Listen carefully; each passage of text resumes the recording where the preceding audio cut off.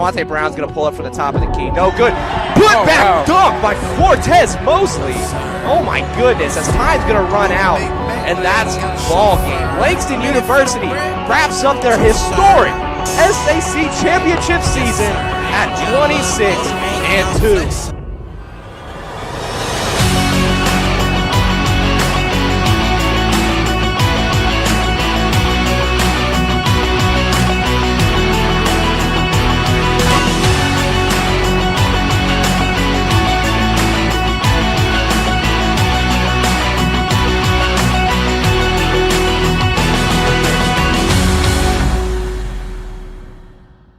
Welcome into Den Boys, where we highlight some of the student athletes around Langston University. And today we have SAC Defensive Player of the Year, Cortez Mosley. How are you doing today, Cortez? Good. How you doing, Jonah? Doing good, man. So today we're going to be asking a couple questions about your past before Langston University, and then when you got here, a couple questions about that, as well as obviously talk about the historic season that y'all had here on campus. So for the first question, where were you born, man? I was born in Peoria, Illinois, like in the central Illinois. How was your lifestyle growing up there? I mean, my lifestyle was growing up, I grew up in a single mother household, so it was just me and my mom. And my mom got 8 siblings.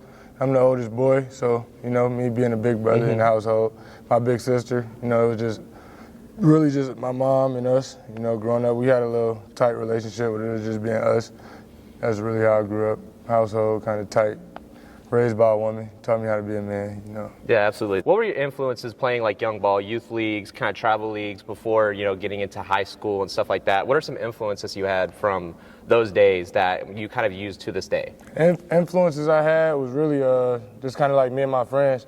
We wanted to stay out of trouble, so we needed a hobby, find something to do. Because in Peoria, it's kind of easy to get distracted or fall victim to the street. So me and my friends, we played basketball as something fun to do, but not violent, or something we could do to just not get in trouble. So I started playing basketball at the parks with my friends. A lot of my earlier days playing basketball was unorganized. I just played outside as something fun to do with me and my friends. We just needed a hobby, I guess, and basketball was kind of our way to stay out the streets, I guess. For sure, that's awesome. Yeah, no, for sure.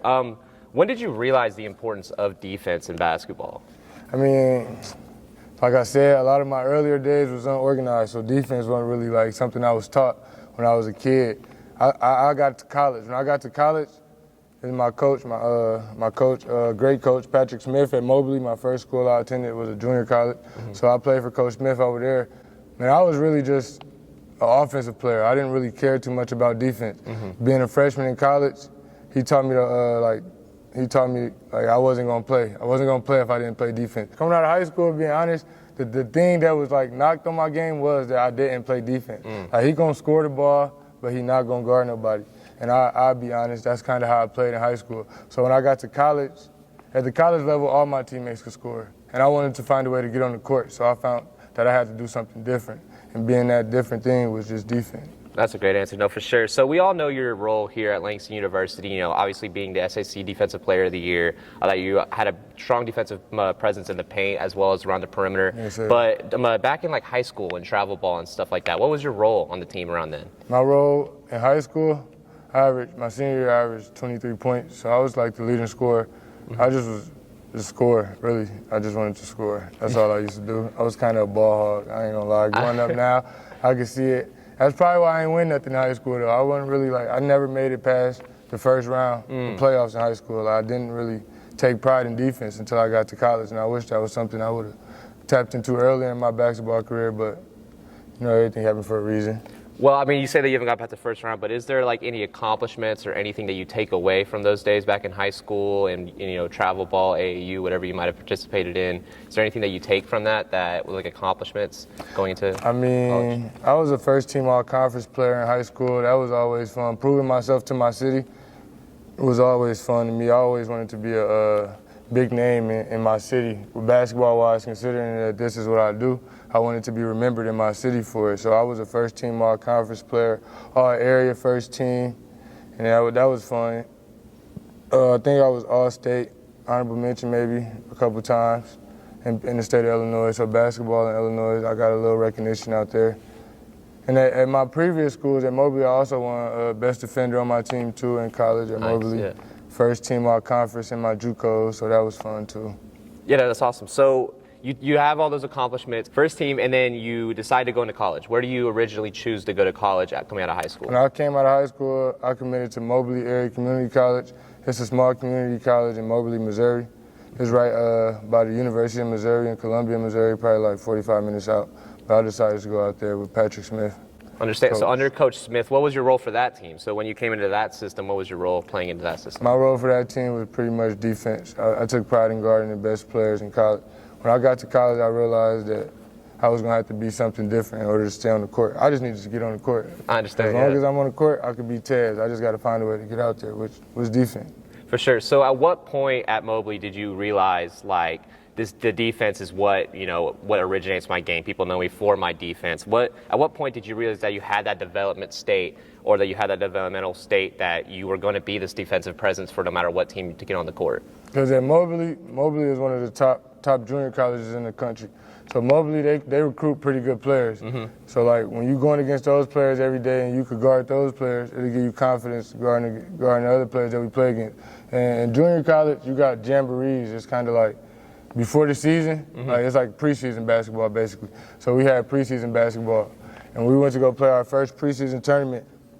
And I'm a freshman, so I'm thinking I'm gonna play a lot. When I say I probably play like 5 minutes the whole weekend, like in 2 days, I probably play like, garbage minutes. I played at the end of the game, up 30 or down 30. You know what I'm saying? I was playing garbage minutes. So I'm like, no, we're not gonna do this. We're not gonna do this. So when I got back to school, like all the players who was basically getting playing time, I'm like, all right, I'm locking him up today. Like, all right, when we play today, he not guarding him. He not scoring on me. Like when I guard him, he not scoring on me. Since he played over me, it was kind of like a personal thing with me. So you say Moberly is one of the best, junior colleges. So what was your competition normally like while at Moberly? When talking about the opposing teams that y'all got to play.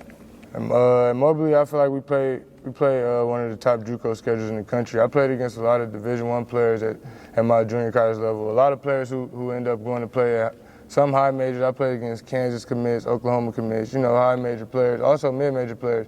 And most of my teammates, they self went on to play Division I basketball. Everybody I was around was a Division I player, I feel like. So it was probably like high level of competition. I went to a Division I JUCO, so it was pretty intense. So with that time at Moberly, what's one thing that you take away from Moberly that you still use in your game today? What's one trait that you had back then that you bring into Langston? It's like my energy role and my defense. Like that's me. I learned all that kind of my freshman year. Thankful for Coach Wright. I mean Coach Wright too, obviously. Thankful for Coach Wright upstairs. But Coach Smith, I'm thankful for Coach Smith because he installed that in me as a freshman. I was 17 when I went to Moberly, and I didn't really know too much about the game of basketball. I just knew how to play. He taught me a lot about defense and about the importance of that and how to get on the court and like kind of tapping into my whole game as in just like I was kind of one-sided or one-dimensional. Like football is a sport you could probably play one side of the ball. You could be an offensive player and be good and still be a good football player. But on defense, with basketball, you got to be a two-way player to kind of be considered one of the better ones. For sure. No, so you have your time at Moberly. So when did you ever consider going to Langston University? What was that consideration come from? Well, after my time at Moberly, I had transferred, and I played my last year of junior college in Kobe, which was in Kansas. I played for Kobe Community College. And when I went to Kobe, I got in some trouble not being focused. As a little boy, I was a little kid, so it was all on me not being focused at Kobe. Got into some trouble, ended up going home out there, and I had questioned if I was going to play basketball again, honestly, because I had been through a lot at the time.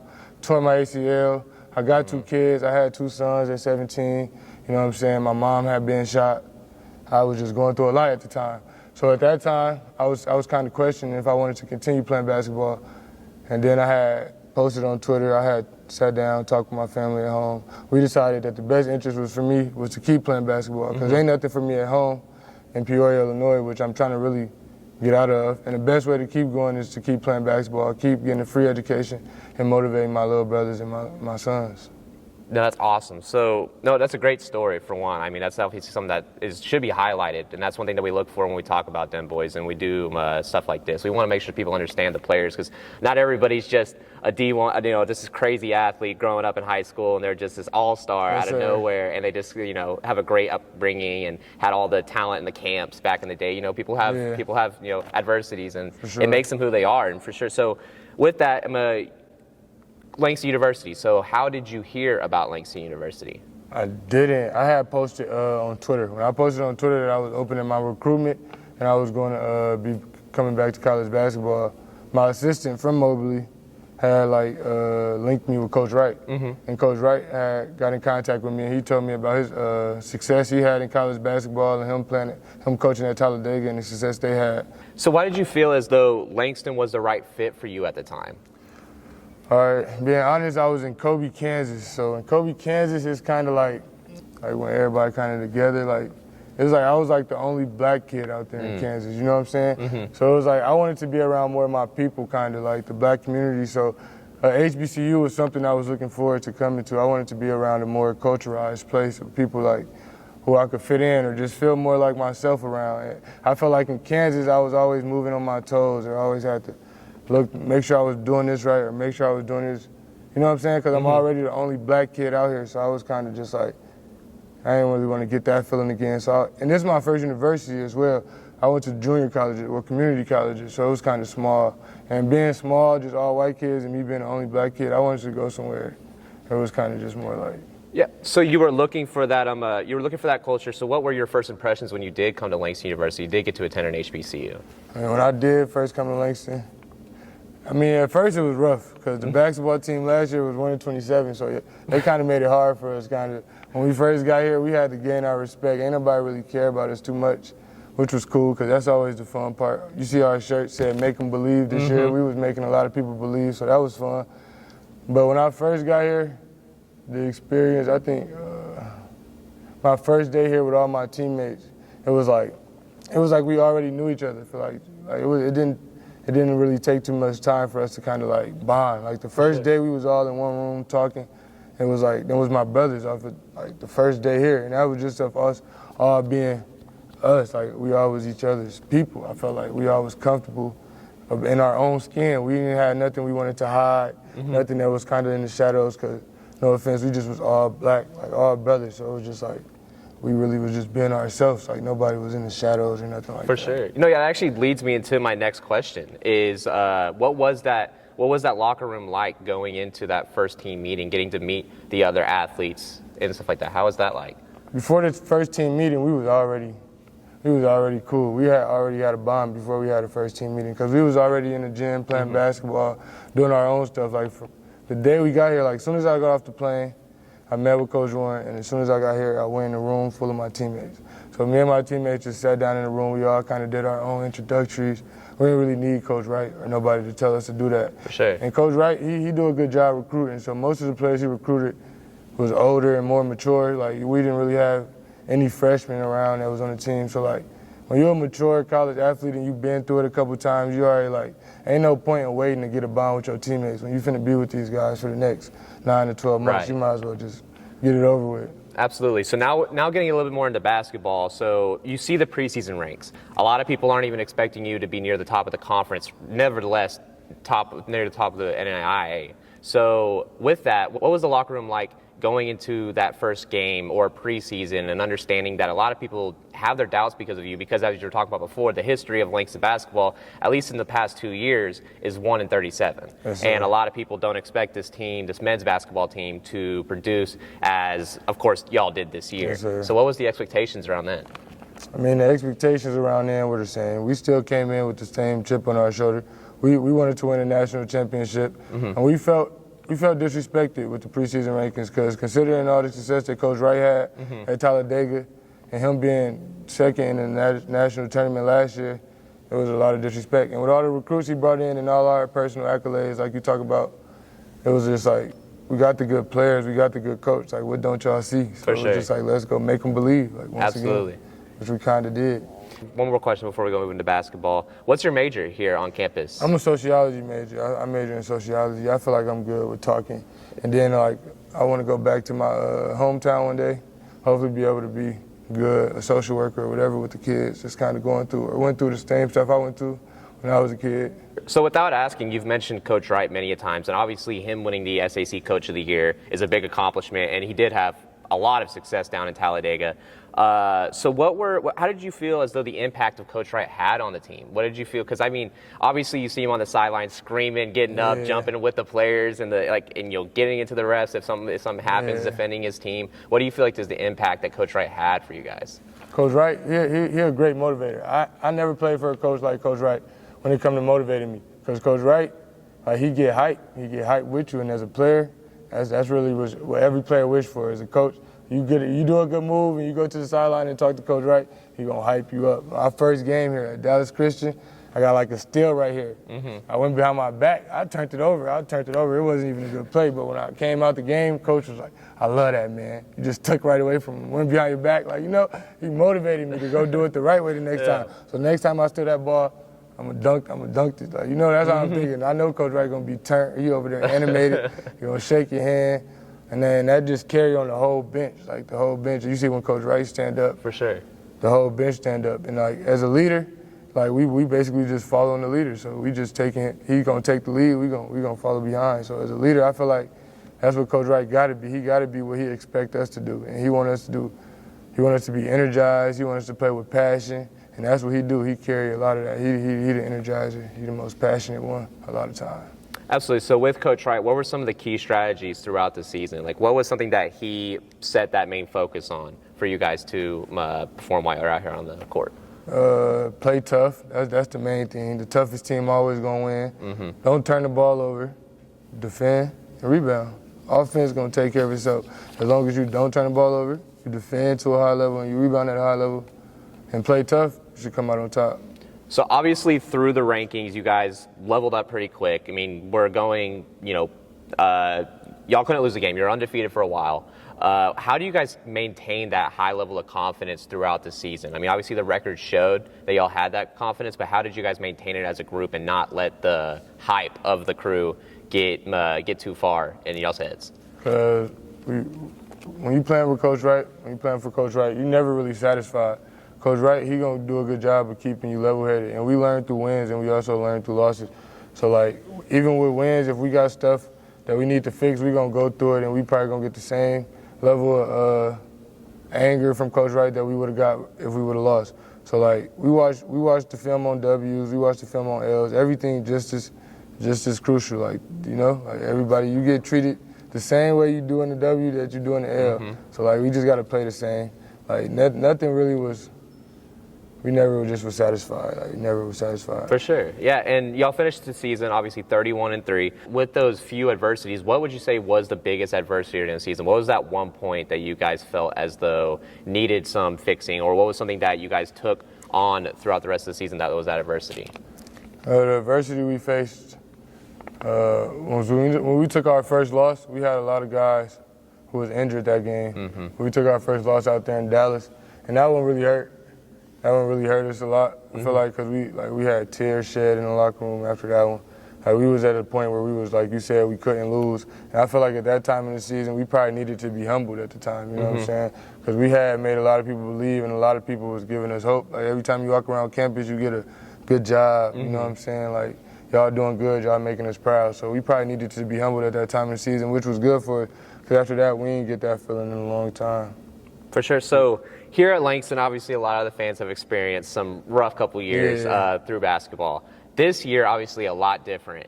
How would you say that the home crowd here at Langston University played into y'all's game? What was the feeling like as an athlete on the court with the fans on the sideline?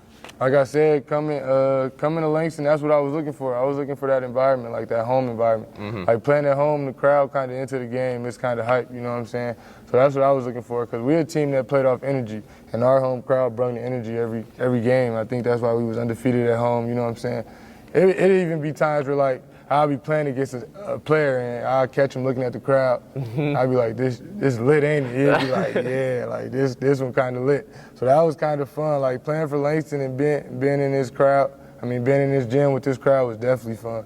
You know what I'm saying? Like every game I wanted to dunk. Like I want to dunk. Like I know the crowd is gonna go crazy. Like it's just fun, and it's like it brings the best out of us with the energy and the crowd. It just brings the best out of us.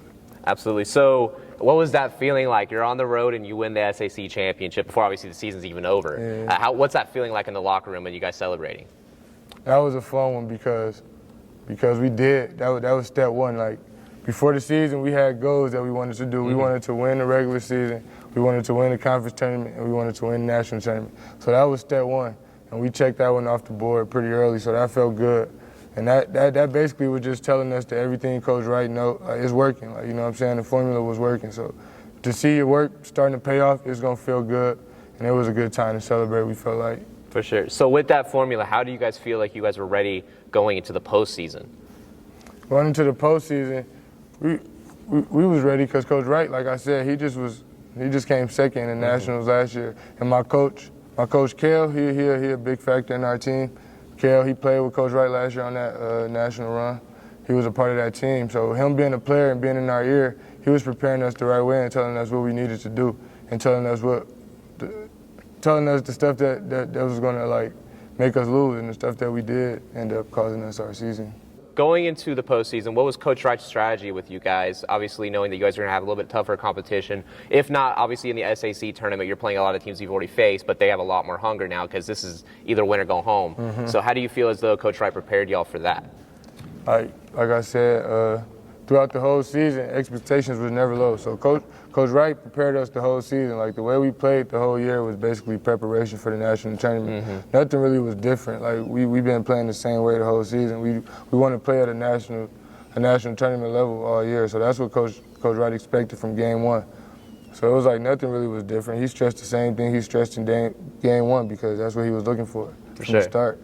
So you're on MacU's home court and you're playing Wayland Baptist. What is that feeling like when y'all already have won the SAC championship? You already have a bid into the national tournament, but instead of just doing that, you still come into the conference tournament and you went outright against Wayland Baptist. What's that feeling like after now you have your second trophy and getting to cut out yet another net?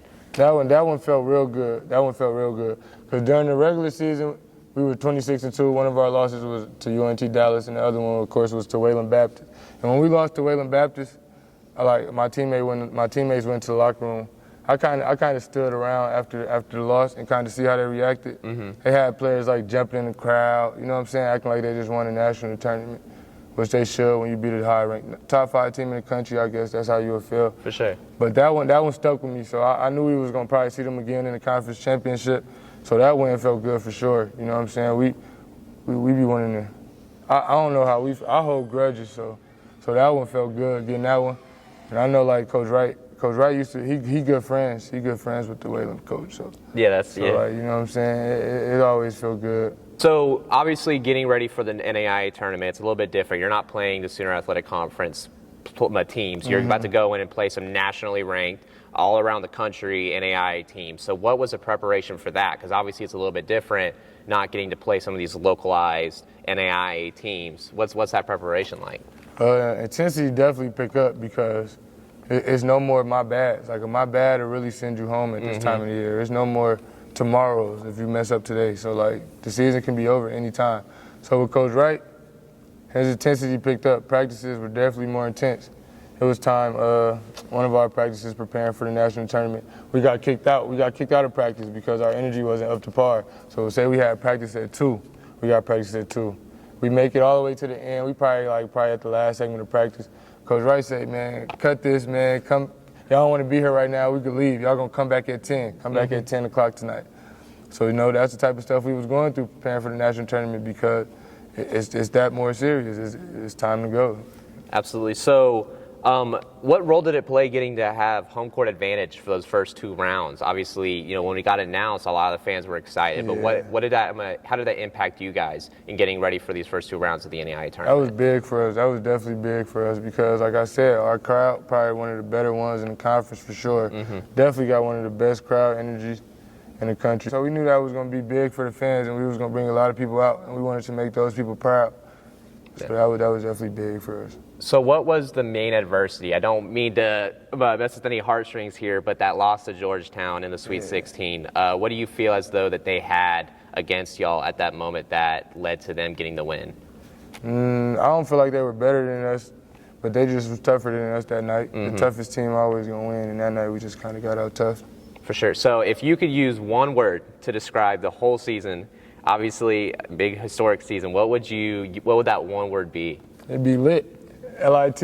We was lit all year. It was fun. It was fun. Definitely fun. Being a bystander, a lot of people might just see a typical play of you guys and be like, wow, this team's just really good. As a person who's got to watch all of your home games at least and a lot of the away games as well, I saw that defensively it was just that high-pressured, in-your-face defense. From the moment that somebody would bring it down, Toru Dean's in your face as soon as you cross that half-court line. What is that? How did that develop throughout the season? How did you guys develop that type of defense that it wasn't just going to be we're going to play a man-to-man defense and play you tight? Like, we're going to be in your face, possibly foul you a couple times, but we're going to be up in your face and create a lot of turnovers like you guys did. Yeah, that just comes from great coaching. Once again, our coaching staff did a good job of drilling that into us. Like you're not going to play if you don't play the way we want to play. Like, we're a defensive team. Like, we want to pressure the ball. We want to make teams uncomfortable. Like, if you want to be on the court, you're going to have to bring that to the team. That's Langston basketball.